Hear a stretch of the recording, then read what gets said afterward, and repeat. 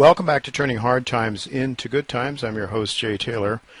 Well, normally in the second hour of this show, I speak with Daniel McAdams, who heads up the Ron Paul Institute for Peace and Prosperity. But given that Daniel has been busy this summer settling into his new home next door to Ron Paul, and that his kids are in the process of starting to attend a new school in a new school system there in Texas, I decided to give Daniel a break this week and actually provide some commentary from the Ron Paul Institute website of my own. One particular article that really grabbed my attention that appeared yesterday, that is Labor Day, at the Ron Paul Institute for Peace and Prosperity website was written by Dmitry Orlov. Dmitry has been a guest on this show several times in the past, and I have a very high level of respect for his work. Dmitry wrote an article that was published with permission at the Ron Paul Institute website titled "The Top 10 Ways You Can Tell If Russia Has Invaded the Ukraine." Dmitry Orlov, as I say, has been with us several times, and I would have tried to get him on the show if I could have gotten him on such short notice. But we have been hearing all manner of propaganda in our own military about how Russian troops have invaded the Ukraine. Now, most people, no doubt, believe it must be true. After all, they're hearing it day after day, and the same media and all the major media essentially are saying it. So, by golly, if everybody's saying it, it must be true, right?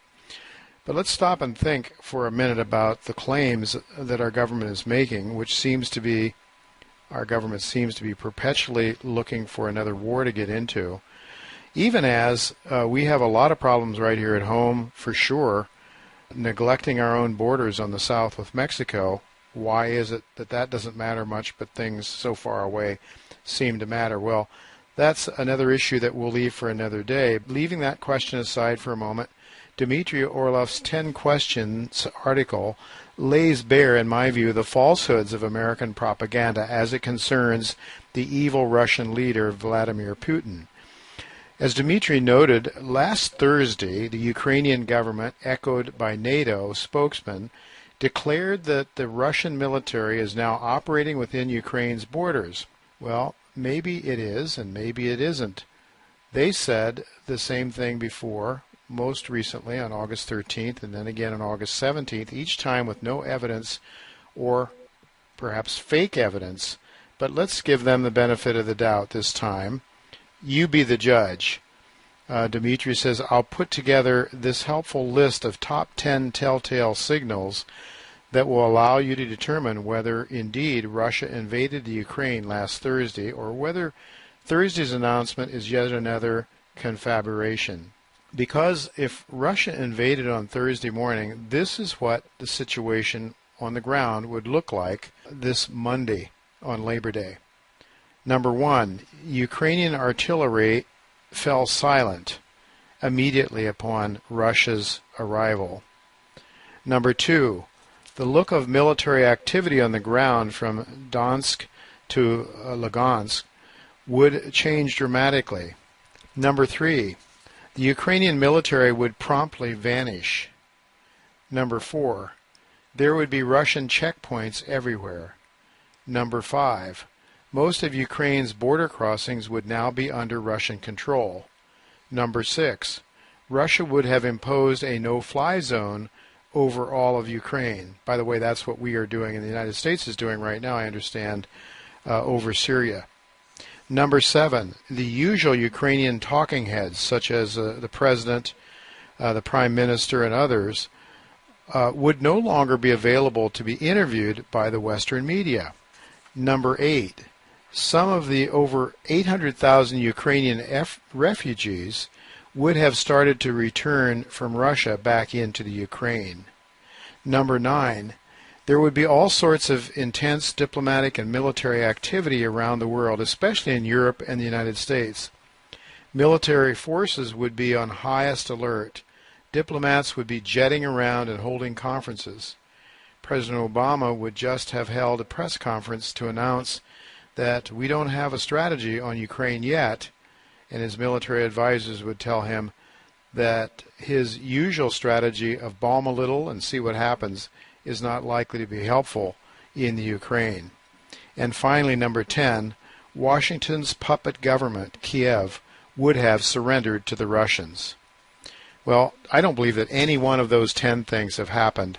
Therefore, I have to conclude that there's much ado about nothing in terms of Putin's invasion of the Ukraine. If you'd like to read this article, and there's a lot more to it than that, I read the headlines, go to the Ron Paul Institute for Peace and Prosperity and look for the article by Dmitry Orlov that he just wrote about the 10 things that would have to happen if Russia indeed had invaded the Ukraine, as the Ukrainian government is suggesting and as NATO is apparently echoing as well. I would say that my own view, why we are doing what we're doing, is that America really is in this same situation that Eisenhower warned us about, the military-industrial complex, that it has become such a gigantic economic machine that needs to perpetuate itself by continuously going to war. And I think that it is also triggered by a financial system that is nearing a horrific cataclysmic end, unfortunately. The Western world needs to keep on clipping off other countries, I believe, and in the process denying them of their own sovereign rights, to generate income to feed this monstrous machine and to satisfy the debt, that is, to service the debt, which will in time, perhaps very, very soon, unfortunately, lead to a very massive economic implosion, possibly triggered by a stock market crash. I'm not wishing for this, believe me, but it's what I see happening. The equity markets, for any number of reasons that David Stockman talks about, very, very dangerous right now. And also, on another note, given the threat of Islam to the Western world, made possible, I believe, by a vacuum of morality in the West, which in my view is related to a massive loss of Christian faith in the Western world, it is not difficult for me to believe that Robert Prechter's fears of a new dark age that would follow what he believes will be a sub-1,000 Dow Jones Industrial Average, I believe that's all totally logical and unfortunately may very well be falling into place. Regarding the positive influence of Christianity on human life in the Western world, such issues as freedom and dignity for women, hospitals and healthcare, education, science, the dignity of common labor, and economic freedom in general, the impact of Christianity on science, the abolishment of slavery, the influence on classical music and art and architecture, and much, much more. Well, all of that is very well documented in Dr. Alvin Schmidt's book titled How Christianity Changed the World. And Dr. Schmidt has been on this show in the past.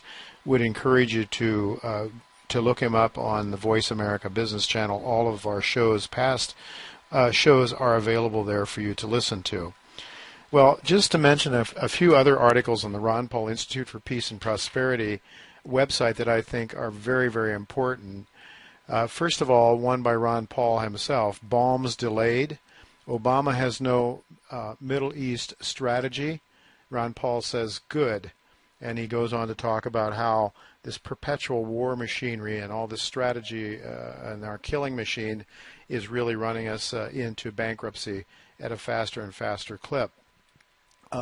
Another article titled U.S. Slouches Towards Syria Again is well worth reading. The article starts out, the Americans have a habit of first naming imminent war before the troops march out, and it will be interesting to see how this one is going to be christened. There seems some ambiguity about the war ahead in Iraq and Syria, what it really is going to be as it gathers momentum. That probably explains the shyness in naming it. Well, the article goes on, I think, very worthwhile reading. And of course, the one I just mentioned, Dmitry Orlov's article, Top 10 Ways You Can Tell Whether Russia Has Invaded the Ukraine. Still other articles that was written, I think this one by Daniel McAdams. Well done, Hillary. Islamists are swimming in our swimming pool. This has to do with the Libyan situation and where ISIS is now very much taking over that country. Also another one by Daniel, Russian Soldiers' Mothers Committees, a U.S. covert operation, ? Daniel raises. In fact, the United States has given a lot of money to Russian soldiers' mothers' committees. And it's the kind of propaganda that we've seen over and over again carried out by our government. Here's another one that I think is well worth reading about the Russian invasion. Day after day, we hear new frantic claims of a Russian incursion into, or now invasion of, Ukraine. Thousands of Russian troops are fighting in the Ukraine, we are told. The evidence is an ambiguous satellite photo procured from a private satellite firm and offered up by NATO, whose members state surely have far more sophisticated satellite intelligence capabilities than that. Well, so many more articles on the Ron Paul Institute for Peace and Prosperity, and if you're really interested in the truth, or at the very least, an alternative to the monolithic propaganda machine that is sent our way every day, then you should really go to the Ron Paul Institute for Peace and Prosperity. And if you think that this issue is very important, I would strongly encourage you to donate to the Ron Paul Institute for Peace and Prosperity.